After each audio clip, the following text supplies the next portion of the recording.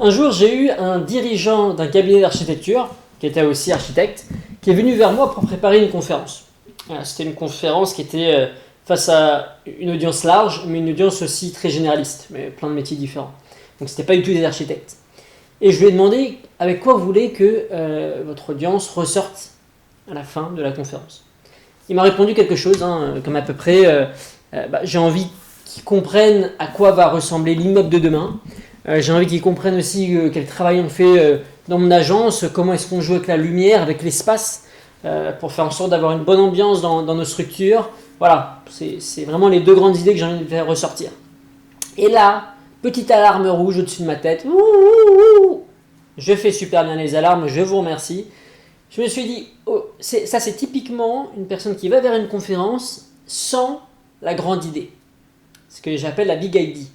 Et la Big ID, c'est l'idée avec laquelle vous souhaitez que votre audience ressorte à la fin de la conférence. Et cette Big ID, elle doit respecter deux critères qui sont essentiels. Le premier critère, c'est qu'elle doit apporter une vraie valeur ajoutée à l'audience. Et le second, c'est qu'elle doit générer des émotions. Donc vous comprenez bien que ma sonnette, elle a sonné parce que quand il m'a dit « j'ai envie que mon audience elle ressorte avec une idée des immeubles de demain et de comment nous on joue avec la structure et la lumière », je me suis dit, bon, il n'y a pas vraiment la valeur ajoutée pour l'audience n'est pas là. L'audience n'a pas de valeur ajoutée à la fin de cette... une fois qu'elle a écouté, elle ne se dit pas, j'ai appris ça pour moi. C'est ça la valeur ajoutée, c'est que je l'ai appris, ça va m'être utile pour moi.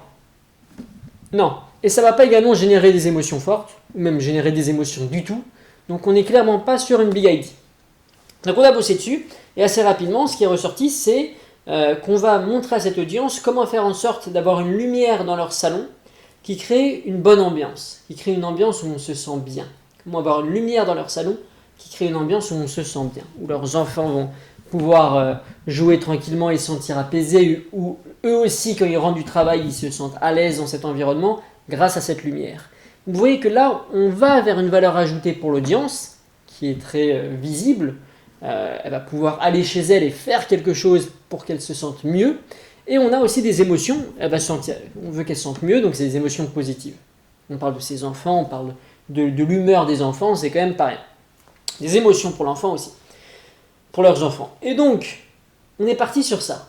Vous voyez la différence, c'est que il faut qu'une Big ID apporte de la valeur ajoutée, il faut qu'elle génère des émotions.